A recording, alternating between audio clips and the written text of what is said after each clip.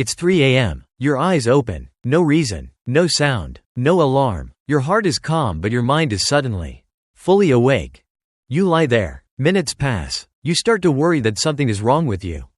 For most of modern history, this moment has been treated like a malfunction, a glitch in your biology, something to medicate away. But for roughly the first 300,000 years of human existence, this same moment, wide awake in the middle of the night, wasn't a disorder at all. It was the default setting. What if the thing you call insomnia is actually one of the oldest survival tools your body ever built? Let's go back, long before electric light, before clocks, before the idea that sleep should be one unbroken 8-hour block. Your ancestors slept in a completely different shape. Historian A. Roger Ekirch spent over a decade combing through diaries, court records, and medical texts from pre-industrial Europe. He found something strange repeating across hundreds of documents. People described two distinct sleeps separated by an hour or more of quiet wakefulness in the middle of the night. They called it first sleep and second sleep. During that gap, people didn't panic. They prayed, they talked, they had sex. Some got up and tended the fire. Then they went back to sleep until dawn. This wasn't rare. It was simply how the night worked, before artificial light rewired the rhythm. So if biphasic sleep, the scientific term for sleeping in two distinct phases, was once normal, why does waking up at night now feel like something is broken? The answer might run even deeper than candlelight and clocks. It might be written into your nervous system on a much older timescale.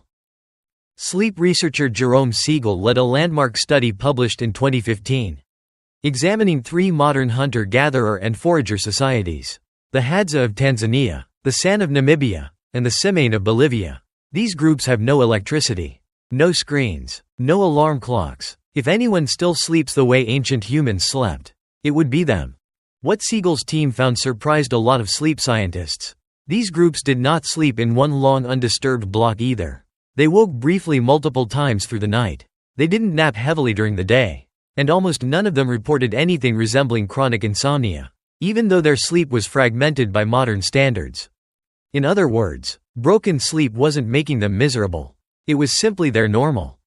Anthropologist Carol Worthman, who has spent years studying sleep patterns across small-scale societies including the FA of the Democratic Republic of Congo, found something just as telling. In many of these communities, people sleep in close proximity to others, around a fire, inside a shared shelter, within earshot of the group. Sleep there isn't a private, isolated event behind a locked bedroom door. It's a shared, semi-alert state, where someone is always loosely aware of the environment. So let's reconstruct a night. Picture a small group of early humans on the African savanna, maybe 20 or 30 people, settled near a fire as the sky shifts from orange to deep indigo.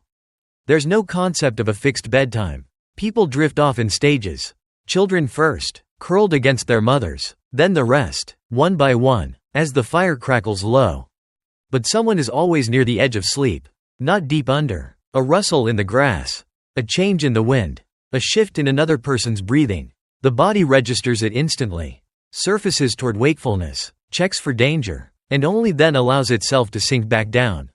This isn't insomnia. This is a guard shift, built directly into your biology, with no need for a rotating watch schedule because every brain takes a turn automatically. Now here's the counterintuitive twist. The very thing modern life treats as your body failing you might actually be your body succeeding at the only job it ever had for hundreds of thousands of years: staying alert enough to survive the dark. Night was, for nearly all of human history, the most dangerous part of the day. Predators with far better night vision than yours were active while you were vulnerable and immobile. A human who slept too deeply, for too long, without interruption, was a human who didn't always wake up. Natural selection doesn't reward comfort. It rewards survival. And a nervous system tuned to surface periodically through the night, scan for threats, and settle back down, would have outcompeted one that slept straight through anything. So that 3 a.m. awakening many people now fear and medicate isn't a broken alarm system. In a very real sense, it's an alarm system working exactly as designed, just in a world that no longer has the threats it was built to detect. This reframes something else too. Modern sleep anxiety, the dread of lying awake, the catastrophizing about tomorrow's exhaustion, may actually be making the experience worse than the waking itself ever was. Ancient humans waking at night weren't lying there spiraling about productivity or judging themselves for being awake. They simply existed in that state, briefly, then returned to sleep without resistance. The biology hasn't changed nearly as much as the meaning we've layered onto it. Of course, this doesn't mean every modern case of insomnia is simply ancient wiring functioning normally.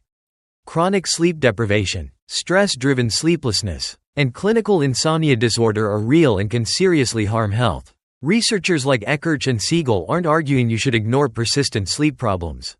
They're pointing at something narrower and arguably more useful: the framing itself. If you wake at 2 a.m. or 3 a.m. occasionally, calm, alert, with no anxiety attached, you are not necessarily malfunctioning. You may be running a feature that is older than agriculture, older than cities, older than the idea of a full uninterrupted night itself. So what do you do with that? Lying awake in your bed tonight, in a world with locked doors, climate-controlled rooms, and no predators waiting in the dark?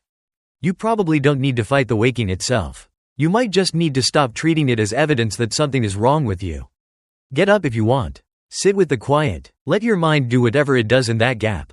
Then let yourself drift back down, the same way humans have been doing it for roughly 300,000 years. There's a deeper layer to this story, one that goes beyond predators and firelight.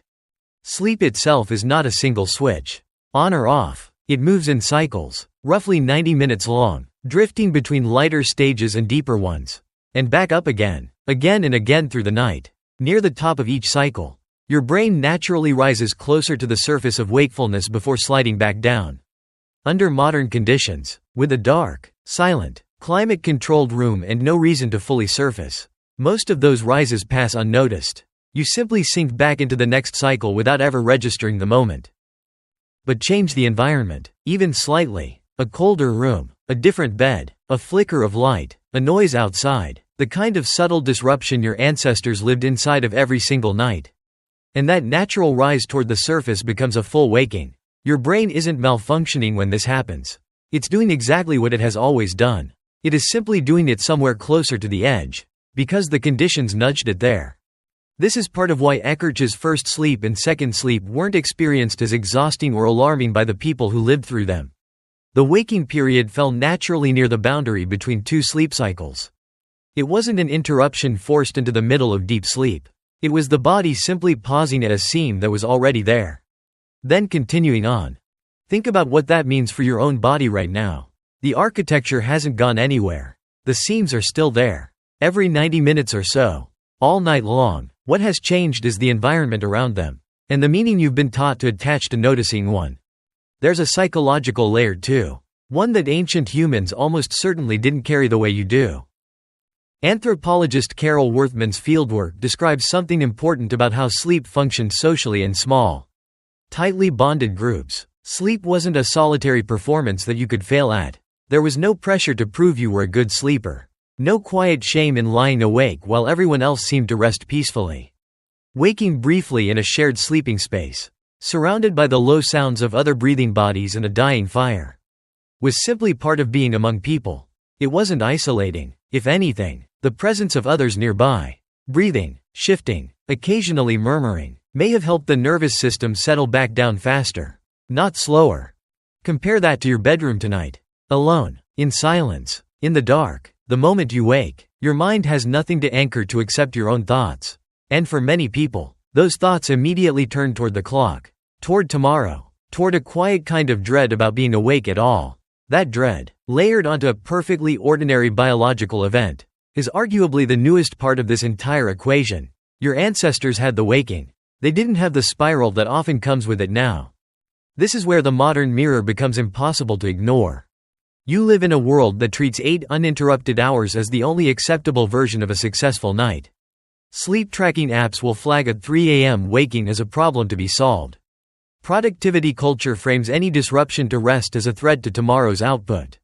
An entire industry exists to sell you the promise of one smooth, unbroken block of sleep as the gold standard of health. But that gold standard may be a relatively recent invention, tied less to biology and more to artificial light, rigid work schedules, and a culture that prizes uninterrupted efficiency in everything, including rest. Ekirch's research suggests the segmented night didn't fade away because it was unhealthy. It faded because cheap, reliable artificial light pushed bedtimes later, compressed the time available for sleep, and made one consolidated block more practical for a world now running on factory shifts and fixed schedules. Not because 2 phases of sleep separated by quiet wakefulness was ever a defect to begin with. So the lying awake itself was never really the problem. The problem, if there is one, is what you've been taught to feel about it. Of course, it's worth being precise here. Because nuance matters. Persistent, severe insomnia, the kind that leaves you exhausted for weeks, unable to function, anxious every single night before you even lie down, is a real clinical condition and deserves real medical attention. Nothing about Hadza's sleep patterns or candlelit history is meant to wave away genuine sleep disorders. And researchers like Siegel are careful to draw that distinction in their own work.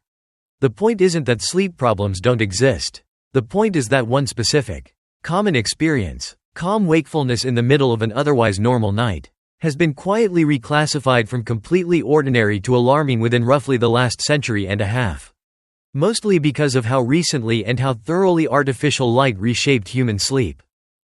So picture this. You, lying in the dark, eyes open, mind clear, no panic, no racing thoughts. Somewhere in that same moment, a version of this exact experience is happening, almost identically, in the body of every other person who has ever lived a long enough life to notice.